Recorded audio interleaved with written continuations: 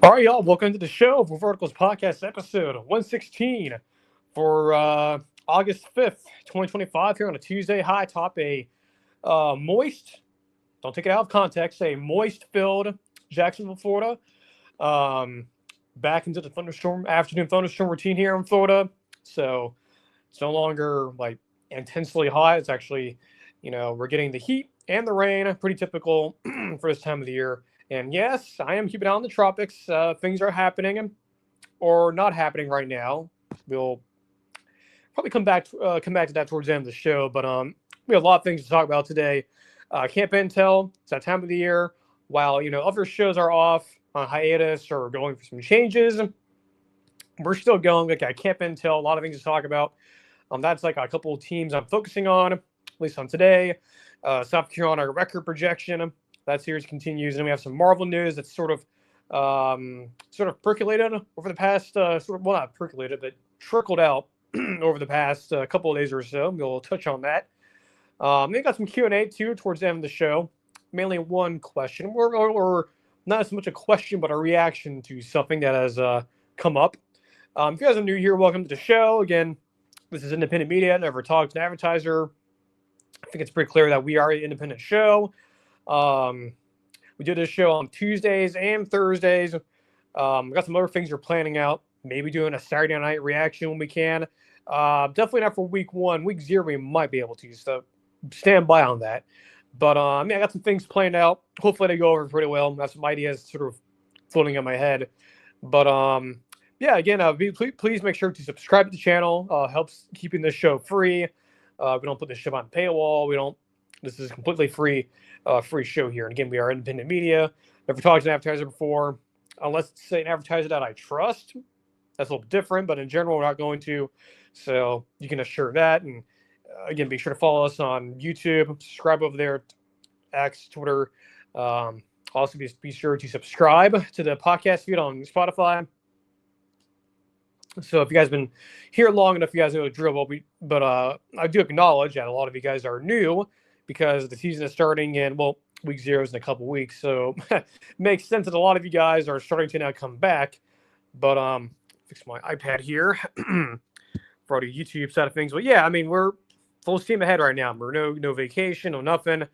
So that's kind of the way we're doing things right now. And it's going to be like this until probably December. So buckle in. It's going to be a huge season for us, I believe. I guess we can get started here with some camp intel. Of course, a lot of camps are opening up. Got a couple of teams I want to talk about here. Actually, three. I guess we can start out with probably the one everyone's more interested in. That is Oklahoma. We saw what happened last year. There was, of course, a lot of pressure on Brent Venables. He bring in, John Mateer, Bernard Buckle, the OC, offensive coordinator, his buddy, his friend. That part I'm not too concerned about. At least I'm more comfortable about, Mateer trotting out there week one, Bernard Buckle being the OC, with Brent Venables sort of taking a step towards helping with the defense. I think that's probably a good mixture there, unlike last year where it seemed like there's a lot more meddling than there should have been, at least based on folks in the industry who have talked about it. But the two things I'm more worried about and interested is the offensive line improvements. Can they step up? Because they were horrible last year. And wide receiver health. Wide receivers were pretty much atrocious last year. And not because they were bad, it's just they were injured. I mean, go look at how many players they lost last year due to injuries and things like that. Just it was horrible. And a lot of those same players are still there to a certain extent. I mean, a lot of them are still present, I believe, if I check here, just to look at the roster real quick. Yes, like someone like Deion Burks, for example, who was at Purdue for a couple of years, transfers over, didn't play a whole lot last year.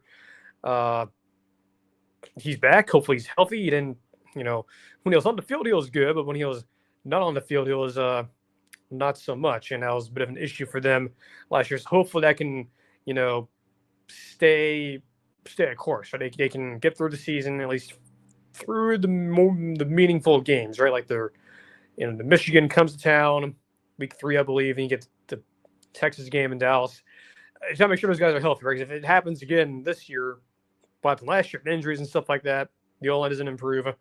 I think you could see where that would be heading, or the direction the offense would be heading. So if you're a Oklahoma fan, or Brent Venables, or anyone on that staff there, I think it's imperative that you get the offensive line fixed, or at least improved, and hopefully the wide receivers are healthy, right? After them, it's Auburn. Sort of the same thing. Offense has been struggling a little bit. At least that's what we're hearing from camp. Now, to be clear, I don't have access to like the 247 sites or the On3 sites or whatever. So a lot of this information is just based on what I'm hearing from my Twitter and stuff like that. So from what I can tell, the offense, sluggish.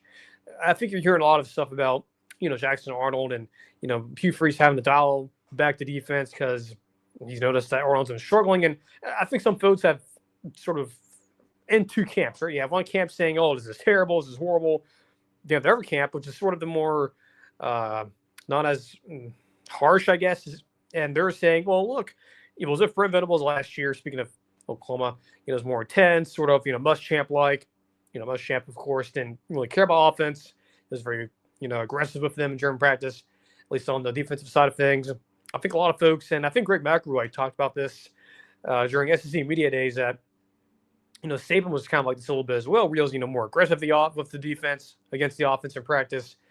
So I think Q sort of kind of dialing back a little bit, getting Jackson Arnold some more confidence. That's understandable. Is it necessarily a good thing? No. Is it a bad thing? No, either. That's not a good thing or a bad thing. It's an observation. We'll see what happens. Wide receiver wise, I think the other positions, running back, we'll see. I mean, they have options. Most of them are pretty good, young and experienced. Wide receivers is interesting. Wide receivers, they have Singleton coming in. You have Cam Coleman is back. Hopefully he can, get up to the same level as like Ryan Williams and Jeremiah Smith, which, again, reminder, Cam Coleman was in that same recruiting class as Smith and Williams at Bama and Ohio State, respectively. But, well, someone else to step up there at Auburn. Because you have Singleton, you have Cam Coleman. Can someone else step up? Will it be Bryce Kane? Will it be, some of these other receivers they've recruited over the past couple of years? Like, will any of them step up? I think that's something I'm fascinated to watch. I mean, another name that's been sort of forgotten is Perry Thompson, a guy that could have easily gone to Bama. He was committed to Bama for a while, decommits last year. It's kind of a no-show for the most part. Will he step up? We'll see. Well, again, will Bryce King step up? Will Malcolm Simmons step up? Some of these other receivers that Auburn has accumulated, they're talented. You just don't know their names yet. Or at least if you're a general college football fan, you don't know their names yet. Heck, I think most people don't even know who Cam Coleman is. And again, he was up there with, Ryan Williams and Jeremiah Smith in that recruiting class. I mean, he was up there, and unfortunately, he was just stuck in a bad situation last year, especially on offense. So, need someone else besides Coleman and Singleton to step up. I mean, that's kind of obvious here. I mean, Auburn's passing game was atrocious at times last year. Needs to be better for them to succeed, and there's other parts of the team need to be a lot better. Offensive line should be better. Defense should be better as well, hopefully.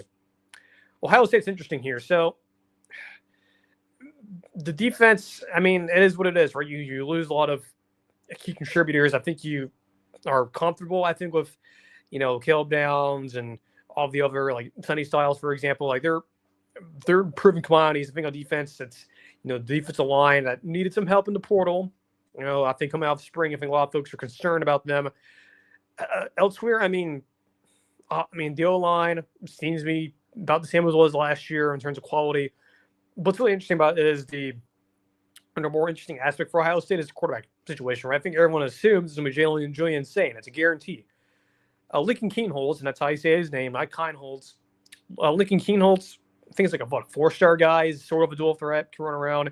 They also have St. Clair. I don't think he's going to start. But don't disregard Keenholz. I mean, I think Keenholz, either one of them, I think this is a point that's been made over and over again. Now, look, as long as you have number 4 out there, Jeremiah Smith, whomever is the quarterback, you're going to be fine, right? Especially if it's either Keenholz or Sand. I think Sand's probably your best bet. He's a 5-star recruit. Not really. He can run around, but he's sort of like, I don't know. He's more of like a field general quarterback. Like, he's not like a pure runner. Obviously, he's not that. He's definitely not, like Justin Fields or Will Howard. Sort of more like CJ Stroud, even though CJ is way more mobile than people give him. He just didn't run a lot, which was really weird. I mean, his first like touchdown ever as a Ohio State player was like a long touchdown run. So I think Julian Sane is sort of in that category with CJ Stroud is sort of like a pocket passer that can run. We'll see. But I mean, the same thing with Auburn offense struggling a little bit. I mean, look, he's here all the time, and I think this is something too with Camp Intel is that it is an external extent. Camp Intel is sort of like a movie preview, right? It's sort of like a movie trailer, right? You get bits of information, it's not the full picture, and that's what it is. And I think a lot of folks really, I think, kind of take these practice reports as like gospel and like, oh, this is definitively how the season's going to go. Well, not necessarily. Outside of injuries, that's different. But in terms of like, oh, the offense is struggling, oh, defense is struggling, it's not a guarantee. It's like, again, just like watching a movie trailer. It's like, oh, and I didn't like the trailer, but then you go see the movie, it's amazing, or vice versa, right? Practice stuff sounds really good, or the movie trailer looks really good, and you like the vibe, and you go see the movie, it's terrible. So that's an interesting comparison. I've done it before privately in during last year or so. Yeah, Auburn, Oklahoma, Ohio State, interesting stuff. Somewhat of a mixed bag. And look, as we get closer and closer, we're going to get a lot more of these reports, and I'm very excited to continue to dive into this. This is, that time of the year, right? I know a lot of you are going to ask about Florida State, and I originally wasn't at Florida State on here, but since, again, I mentioned this in the last show, Florida State's coming over to Jacksonville, here where I live, and the field where they practice at, the university that they play at, or we're going to practice at this week, that little field is like not far from here. So I'm literally like walking distance away from there. So I'm going to try to head over there. I think they're going to be here tomorrow, Thursday, and Friday. I don't know what the security presence is like. Usually it's kind of relaxed, especially at least when I've been.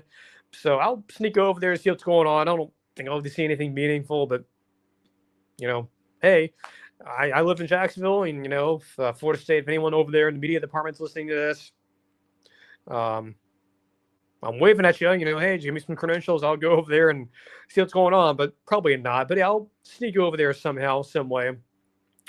Definitely not during the the private parts of practice, but if it's during the media availability and there's like folks watching it, yeah, I'll probably scoot over there and fly by and see what's going on. So, yeah, so we will touch on Florida State probably later in the week once I get more information and once I'm able to actually see them. I'm gonna get some water real quick, and while I'm doing the show, I'm doing some laundry while I'm at it. Of course, I'm at my apartment / studio, so I'm gonna do that real quick.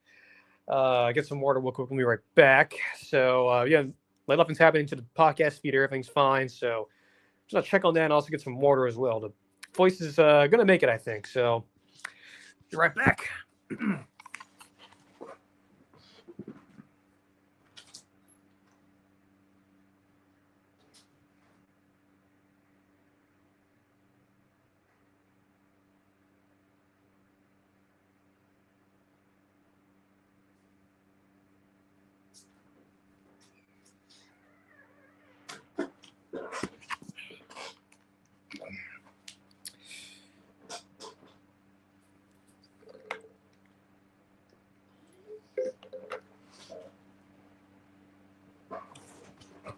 Okay, we are back, and water has been drank, laundry checked on. It's kind of one of those things too when your studio's your home.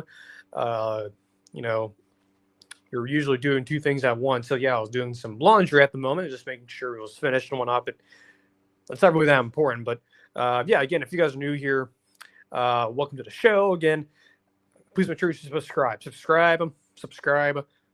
the channel, podcast feed, follow me on Twitter. Very important, especially around this time of the year to do so. Especially with the season coming up, I think a lot of folks are just now getting back in the swing of things. This show, even a lot of other shows, been on hiatus for different reasons, and we'll get to one of them in a moment, or in a little bit. Our show has been going strong. We're independent media. The show's completely free. It's not behind the paywall or anything, so that's never going to change. And I would appreciate you guys giving us some support, liking the streams, videos when we do them. It will be a great help for us. 2025 team record projections continue. That series is continuing. Now, before we get too much into this, you may have noticed that the spicy predictions is not on the show today. I think we're finished with those. I think we may bring it back before the season starts, right before week 0. So at least at the moment, we're focused on camp intel. We may bring it back one more time, but for the most part, I think it's over with at the moment.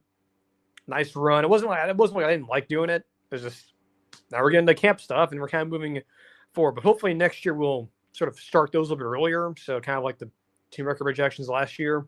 So, but still, we had decent enough material. So we'll eventually revisit all of those kind of like December, January, February. Sort of see how we did. But yeah, 2025 team record projection series. We've done a whole bunch of teams already. We still got a few more to go through before week 0. So we have a lot more time here. But the next team up here, team that we have not talked about a whole lot, South Carolina, Shane Beamer and company. Great season last year, right? You beat Clemson. You were competitive against like LSU. Almost won that game. You're competitive against Bama. You beat Texas A&M. So it's been an interesting year. Very competitive in a lot of games and won some of your other big games. You lost your bowl game to Illinois, but still, that doesn't squander a good season for them. And I think what's really interesting about Shane Beamer and when he was hired, I think a lot of folks were kind of could do without it. Seems like the also ran hire has been great for them for the most part. It's been great. I think South Carolina. And look, I hate to be the bearer of bad news, but South Carolina kind of fits in that. In the words of Bud Elliott, take the checks, take the losses, be thankful you have the right sticker on your helmet, right? You're in the right conference. So it does help that, but still, I mean, you're under resourced. You're definitely one of those teams that are, other teams guarantee to win. But over the last couple of years, that's not necessarily the case, which is good, right? I think a lot of folks would, appreciate having South Carolina be relevant again. And they certainly have under Shane Beamer, and I give him a lot of credit. This year's team is a little bit different. They've lost so much. When you go to the NFL draft, totally decimated on the defensive line. So needed to find new pieces there to step up. They lost Rocket Sanders to the NFL. So the running back room is to be determined. We'll see. I know there's that one running back whose eligibility is in the air because it's an extra, I think it's like a COVID kid, I believe. So not sure what's going to happen with that. So the starting running back is kind of TBD, I think, still. But you still have the Lenore Sellers. And I know a lot of folks don't like him and think he's too sloppy and whatnot. I like Lenore Sellers. I mean, that style of quarterback to me, if you are new here, huge fan of running quarterbacks, like dual threat quarterbacks, the spread offense, like air raid stuff. Like I eat that stuff up. I mean, it's fun to watch and whatnot. It's like having Lenore Sellers on your team. If you're a South Carolina fan, you should be glad. Now, look, is he the most polished passer? No. Is he going to be like an NFL prospect? Probably not. I don't think he's going to be like a top 10 pick. But he's a good college quarterback. He can run around. He has a good enough arm. And I think they're going to be the reason why they have to win the games this year. Last year, it was the defense, right? South Carolina had the best defensive line in the SEC. It's not the case this year. He's going to have to step up. And their schedule's tough. And it's a little bit of I don't think a lot of folks realize it, but it is a little more tougher than I think people. Well, tougher is not really much of a word, but it's a little more challenging. I think people, give that schedule credit. If I can go to my notes here. Yeah, so Jeff Sellers coming back. And of course, you have the staff is mostly the same. But their schedule is going to be very tough. And it's a challenging schedule given South Carolina standards. And it's the same SEC schedule, but it's the fact of the quality of teams you're playing. You'll think you know what I'm talking about. They start out in Atlanta on Sunday night against Virginia Tech. This could have been, a home and away campus game, but it's not.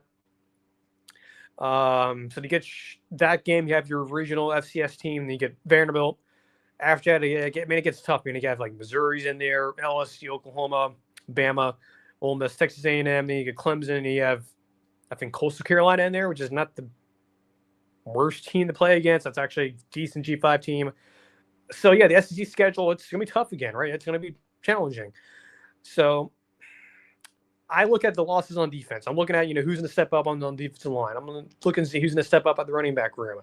Wide receivers, I think you're okay with who was it? The Harbor kid, I believe, the guy who has like 99 speed, 99 overall speed in like the college football game, video game. So you still have him, I believe, if I recall. You have Sellers, but yeah, Nick Harbor. A couple other players to look at as well. I mean, speaking of defense, Dylan Stewart is still there, so you have him, but who else around him steps up? You have Josiah Thompson, the offensive tackle. He's sort of a year veteran offensive lineman there. And you have Jalen Kilgore, your safety, who is another veteran player. So those are kind of your standout players along with Sellers and Harbor. But like, can go back to the total defensive line again, just how good they were last year and how the reason why they were able to win games last year, the A&M game, the game against Clemson. Can someone else step up besides Stewart, right? I mean, that's just one player. And I think if you're a South Carolina fan, you better hope that people do step up because it's going to be tough because this schedule, again, is, as you'll see in my record sort of projections, if you will, kind of gives you a kind of a lay of the land of what I think is going to happen with them. And again, look, it's someone has to step up, right? I mean, you lose all that talent. And look, I mean, nothing against South Carolina, but they're not like a top 10 recruiting team. And I think the talent they have there is obviously going to be worse than what most teams are going to have. And that's not, again, not a knock. I mean, you saw what they did last year, but I don't know, man. Again, when you lose that many players on defense, especially on the D line, that were huge contributors for you. Again, the best defensive line in the conference, that's tough. And I think that does make me worried a little bit. So let's go through their best case, worst case, and reasonable scenarios. So the over total from FanDuel, not a sponsor of the show, we just use them for research purposes, is 7.5. It's kind of low. And I think I understand why. I mean, their schedule, again, it's conference schedule is the same. You get Clemson, but you add in Virginia Tech, and look, have my own thoughts on Virginia Tech, and so do everyone else. But again, games like teams like Missouri, LSU, Oklahoma, Bama, Ole Miss, Texas A&M, in some cases back to back. That's tough. That really is tough. Not to mention you play most of those teams on the road. It's like LSU's on the road, Ole Miss and A&M's on the road. I mean, yes, you do get Oklahoma and Bama and Columbia during October, so you have that. But it's tough, though. Again, it's really is tough. Even with Lenore Sellers being as good as I think he is, the rest of the team around him is just not very good, especially on defense. Really, I mean, not good in terms of proven commodities, but we'll see. Best case scenario for South Carolina, I think, is 9-3. If Lawrence Sellers can take another step here and he can, sort of hone in his passing skills and he can stay healthy, they could be a pretty good team. If it's him being the reason why they're winning some of these games, and maybe people on the defensive side, some of the guys over there step up, maybe they can go 9-3. That's possible. But what is also equally as possible is they can go 5-7. That's not all the real possibility. Then missing a bowl game is in the cards here. And look, as much as, again, I have my own thoughts on Virginia Tech. I have my own questions and concerns about that staff over there in Blacksburg. If South Carolina were to lose that game to Virginia Tech, that could be the defining game of them making a bowl game or missing one. So I'm just saying it out loud. I mean, if you lose that game, you're probably not making it to a bowl game unless you somehow beat Oklahoma and Bama and Columbia during October. I mean, that's just reality of the situation, man. I mean, that's just life as a South Carolina fan. So again, I think you better beat Virginia Tech. I mean, that'll be nice to start out your season 1-0, and I think going into that Missouri game, you should be 3-0. And then after that, maybe you're able to beat one of those teams down the road, and then you get Clemson at home. You also get Coastal Carolina before that. So I think that game against Virginia Tech is sort of looming large for them to make a bowl game based on that schedule. Again, it's a fairly tough schedule. I mean, that's not just me doing SEC propaganda. You guys know me; I'm not the biggest fan of that, but they are the toughest conference in the country, and this is one of the toughest schedules. So 5-7 is definitely in the cards. It could have gone even worse. It could have gone 4-8, but as long as you have Sellers and he's healthy, I think 5-7 is probably your worst case. Reasonable scenario for me is probably 8-4. Again, I think if Sellers steps up a little bit, stays healthy, the whole defensive line situation, they can figure it out, getting some new pieces there to step up. I could definitely see an 8-4 being on the cards here, and that'd be really good against that schedule. Who knows? Maybe they do beat an LSU or, on the road, or they beat Oklahoma or Alabama. They could, right? It's October, right? A lot of interesting things happen there at Williams-Brice Stadium, especially that time of the year. You saw it last year a little bit, although I don't think the A&M game was in October, but still, I mean, when that place is jacked up and when they're ready to go, they're ready to go. And I think you saw that at times last year, even the LSU game when they lost. I mean, it's still a really tough environment when it's a big game up there. And I've seen it not in person but on TV before in the past, and it can be that again this year. So 9-3 best case, worst case 5-7, reasonable 8-4. So that's my thoughts on South Carolina record projection for this year. We will continue on. We'll continue on with another team on Thursday. I haven't decided yet. We'll see. Who knows? Maybe we stay in the Carolinas. How about that? If we do, that'll be interesting. But we'll see who the next team will be, and we'll. Of course, you guys will know when the live stream goes live and whatnot. But again, as we are sort of deep into the show here, again, make sure you subscribe to the YouTube channel, podcast feed, Twitter, and whatnot. Helps us out. Again, we do this show twice a week, Thursdays and Tuesdays. Again, I think during the season we may try to do something on Saturday night, like a little reaction instead of having to do it on Tuesdays. So we'll see. I'm still gauging that out, but not impossible for us to potentially put that in the cards for a Saturday reaction show. We did that a little bit last year, so who knows? Well, maybe we'll do it again. Get some more water here, and then we'll continue in just a second. I'm also going to check the radar because I know. Again, this afternoon here in Florida, we're expecting more storms, so we'll see if that's the case. Because I'm not really over the moon about having you guys listening to the show and then you hear thunder and stuff in the background. So get some water, check the radar real quick, and we'll be right back.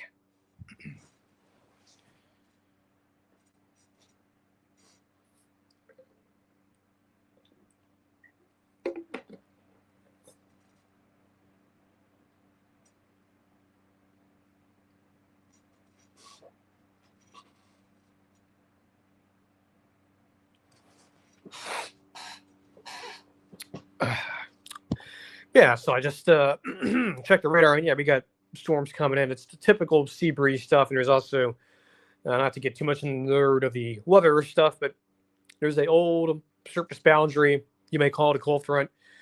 Not really a cold front during the summer, but a surface boundary stuck over here near us up to the north and southeastern Georgia. Sea breezes coming in, storms are forming to our west. So, yeah, I mean, heck, once we get done the show, I guarantee you an hour after, it's going to be total chaos outside.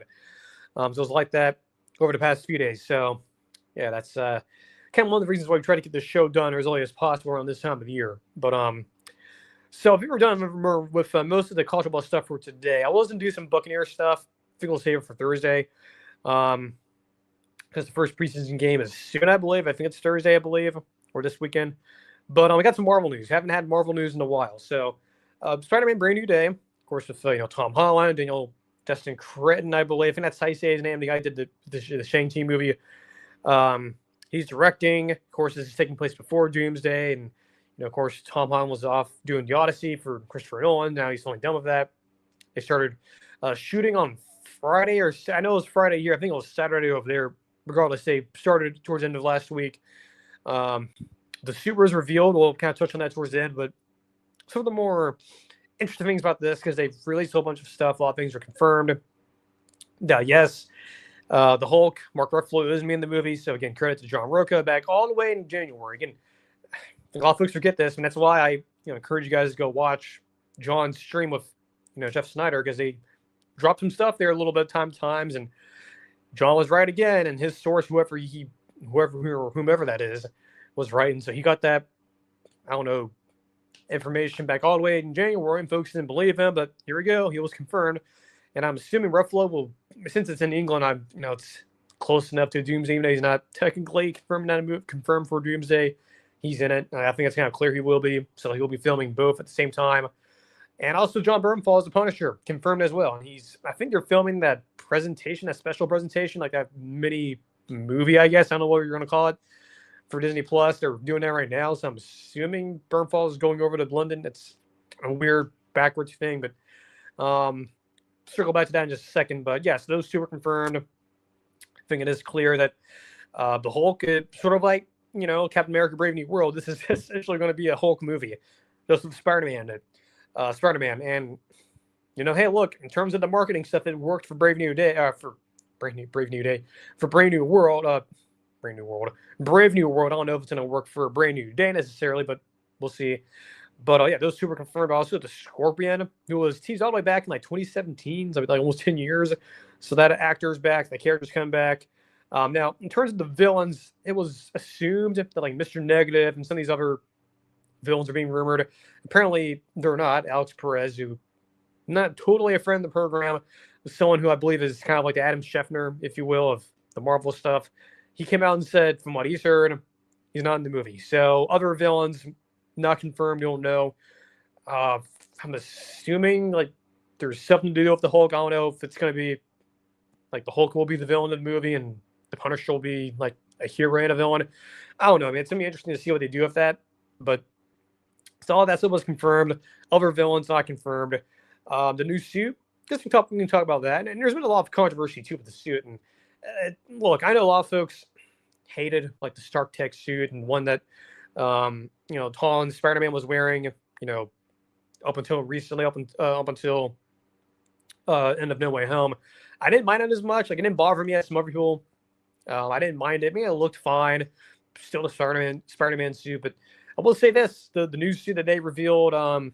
They sort of teased it, I believe, on Friday. They got fully revealed on Saturday via a video from Tom Holland, and then it got leaked out via set photos. I believe were actually official, so not technically leaked. But it looks good. Definitely more classic, if you will. Looks like Spider-Man suit.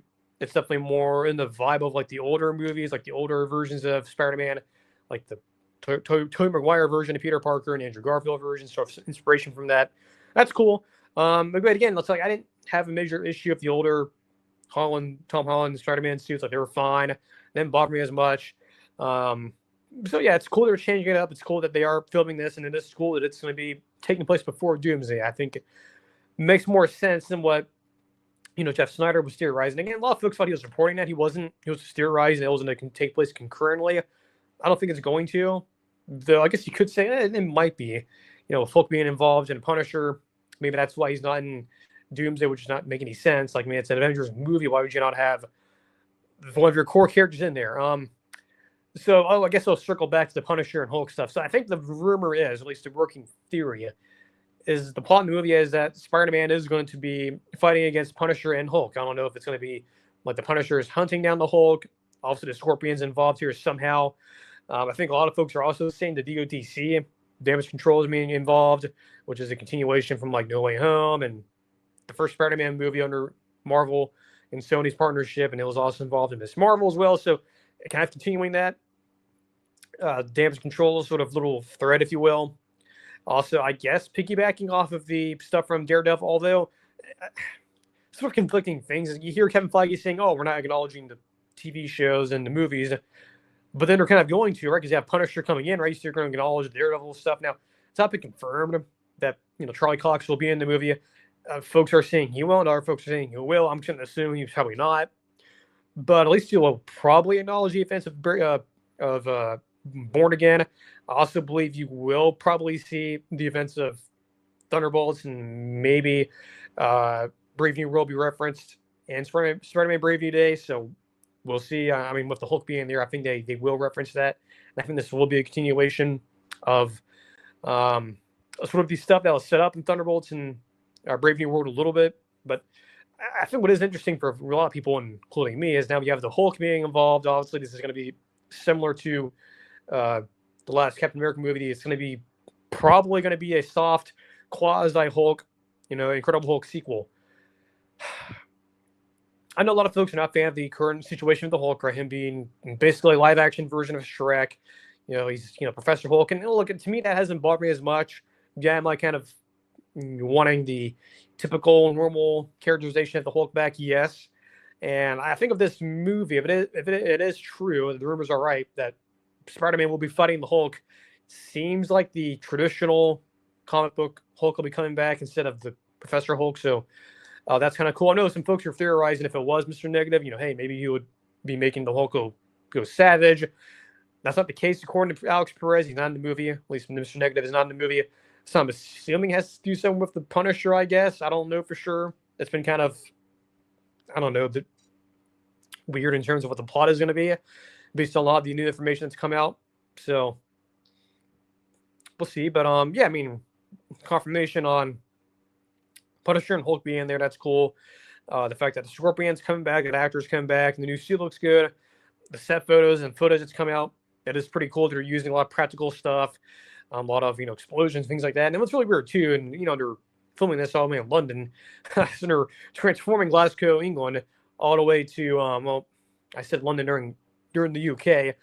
They're transforming like Glasgow, which is is it Glasgow? I don't, or whatever. It's one of those towns that usually film a lot of movies in the UK. They're transforming into New York. It's kind of, I don't know, it's one of those weird things, but I guess it kind of makes sense. I don't know. Just interesting because they're filming the Punisher thing in New York, and it's like, I don't know, whatever. But yeah, brand new day, thoughts. Pretty cool to get that intel. Pretty cool to get confirmation on a lot of stuff from the movie.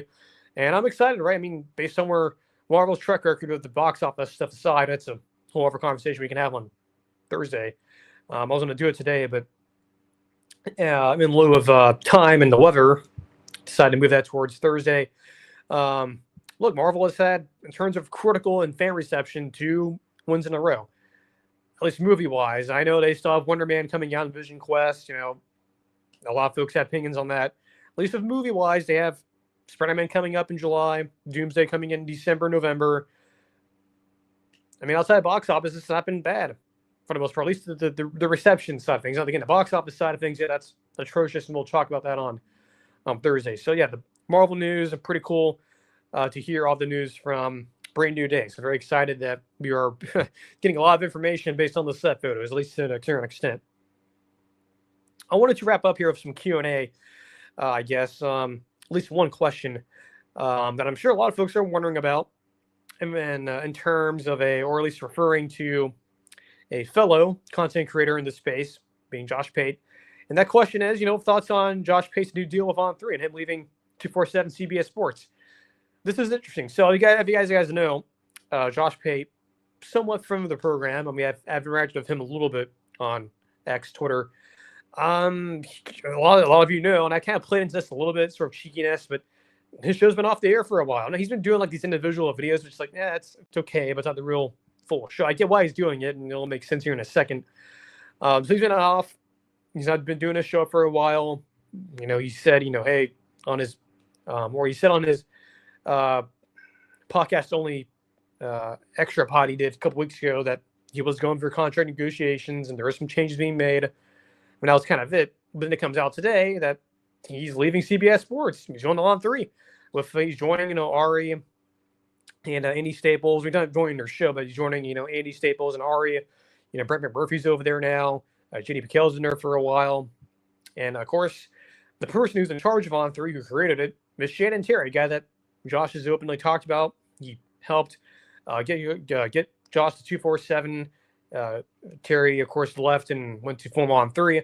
So I guess the connection there makes sense. It also makes sense why he has not been doing shows, because I think it's kind of clear he literally can't do any shows. I think he mentioned this on his extra pod that, look, I mean, he didn't really say it officially, but I think you can infer that he has no staff. Like producer Jesse's not there anymore, I believe. At least I'm assuming. There's going to be a whole new crew over there on On3. So he literally can't do actual shows. He can do like an extra pod or individual videos. But yeah, I mean, he's leaving 247.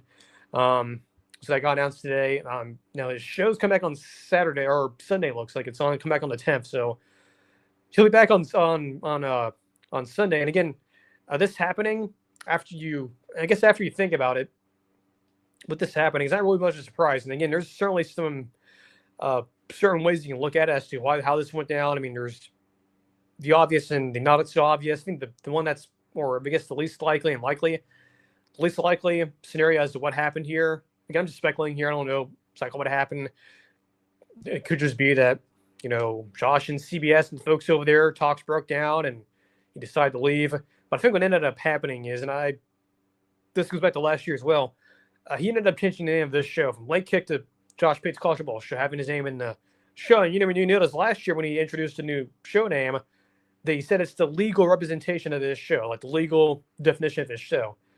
And after thinking about it and knowing, not having this move happen, I almost do feel like Josh knew he was going to leave, because if he knew this back last year that his contract with CBS Sports is going to expire, or he was actively looking to rejoin Shannon Terry, that why would he rename his show? I think him renaming his show makes sense, right? Because if he wants to keep the rights to that YouTube channel and whatnot, it cannot be Lakehead because that's not his name. And I think legal stuff.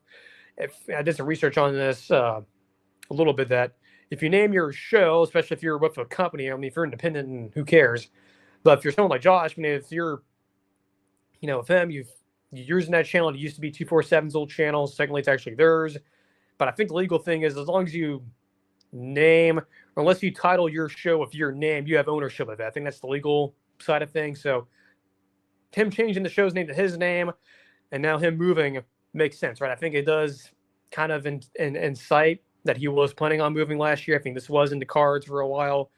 And hey, look, On3 got a good one, right? I mean, he's joining a pretty good lineup there with JD and, Andy Staples and Brick McMurphy and, Steve Wolfong's over there now, and that's a growing company. Of course, he's staying in Nashville. So happy On3 Hobby, happy for Josh to, his shows, quagmire, if you will, is over with. But man, this hurts for CBS Sports. I mean, you're losing a huge talent with Josh. And look, that channel was doing well for them. I know he inherited it, but I mean, he really did build it up. He was a really good asset for them. And it sucks that 247's losing him, man. It's not going to be the same anymore. I guess, they still have cover 3 guys for the moment. But, man, like, what a weird situation for 247. You lose Will Fong. You lose Dennis Dodd, who retired. You lose Josh Pate. I mean, it's just, man, that's been a rough year for them. And I don't know who they're going to replace himself with, man. I don't know who they're going to replace that show because now there's an open void. I mean, 247 CBS, hey, waving the hand here. You have me up here, or I guess down here in Jacksonville. I'm available. I don't know how that would work, but if you need someone to fill that void or a specific college football show, I'm available. So if you guys need someone to fill that void, but yeah, congrats to Josh, congrats to On3 for building their repertoire. But man, this is a huge hit for 247, man. Look again. I think there's 2 scenarios here. I think one of them, I think it was possible that talks didn't really break down, and this was sort of a scramble at the last minute, get a deal in place. But I do think the more reasonable scenario here that this was planned. I think Josh was planning on leaving, which is why he changed the name of the show for legal reasons. So he can keep that channel, and 247 doesn't take it from him, and that's obviously why. And it just makes too much sense, right? I mean, why else would he change the name of the show? So yeah, congrats to Josh, congrats to On3. But man, for 247 and CBS, this is gonna hurt. It really is gonna hurt for them. And again, like I said, I'm available, guys. I'm available 247. If you guys are looking for someone to fill that void of the college football show, I'm still here. So, guess that's it for the show. I guess we'll touch on the hurricane stuff. So since you're laying the show, not really an actual topic, but figured why not. There's some stuff in the tropics. Touch on this on Twitter a little bit. You have Dexter, Tropical Storm Dexter, moving out, not an issue. There's also that little orange area near the southeastern coast. Not too concerned about that, just something to watch. And the one that everyone's talking about is this area of low pressure out in the near Africa, right? The western or the easternmost area, I guess. There's a lot of thoughts on that one. The one that's further south towards Africa. I mean, you have some folks saying, "Oh, it's going to turn. It's going to turn." You have other folks who are saying, "Oh, it's going to be a catastrophic situation, for the southeast. It's guaranteed a hurricane be coming." We don't know for sure yet. I think that's the only way that's the best way I can put it. We don't know for sure. It's something that I'm watching. It's something that I think a lot of meteorologists, especially in Florida where I live, they're watching it. Mike Boylan over at Mike's River Page, has been keeping an eye on it. And I think I agree with him that, look, to anyone who's saying, "Oh, it's a guaranteed hit for Florida Ords, no, it's a guaranteed to be a fish storm," we don't know for sure yet. I mean, the models are the models, right? The models are going to be, their narratives change like the wind. But I'll just say this, and I'll just leave. I'm not posting any of the model runs to GFS or the European AI. I don't do that. Only things I post are anything official from the National Hurricane Center. But I will say the ensembles, whether it's those or some of the model runs, individual model runs, it's a bit messy. I'll just be honest. It's not clear. And if I'll just say this, if you're, on the East Coast, the Gulf, of course you should be preparing for a hurricane regardless at any time, right? You never know. It's always, I would just assume from June 1st all the way to after Thanksgiving, there's always a chance to get tropical trouble. And especially right now, if this area of, I mean, of course, it still has a long journey to go. It hasn't even formed yet. But this area they're monitoring it over at NHC, just keep an eye on it. I was telling them to say, just keep an eye on it.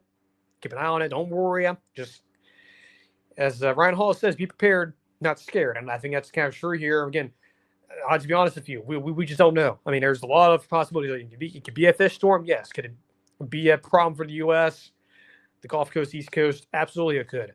We don't know for sure. And anyone guaranteeing anything is wrong. We just don't know. And that's a little bit worrisome when the spreads of the models are kind of, we don't know. So it's tricky, man. So that's kind of the latest on the tropics there. I know a lot, as a weather enthusiast, we kind of do bake it into the show at times. So keep an eye on it. And if you're new here, for our policy of storms, because we had multiple hurricanes last year, if we do have anything, if there for some reason were to be a situation where a tropical situation were to come up and we were going to be impacted here in Florida, which would include me in Jacksonville, we would, of course, have to change the schedule of the show, especially when it happens or when would it be happening. So, and last year we would have doing only one show. We'll just have to combine it to one big show. So, for hurricanes and stuff, weather-wise, well, from the weather standpoint, yeah, we do have at least somewhat plans in place if there was a hurricane. So, yeah, I mean, we'll still have a show if there was one, but we'd have to move some things around, obviously, if it's later in the week.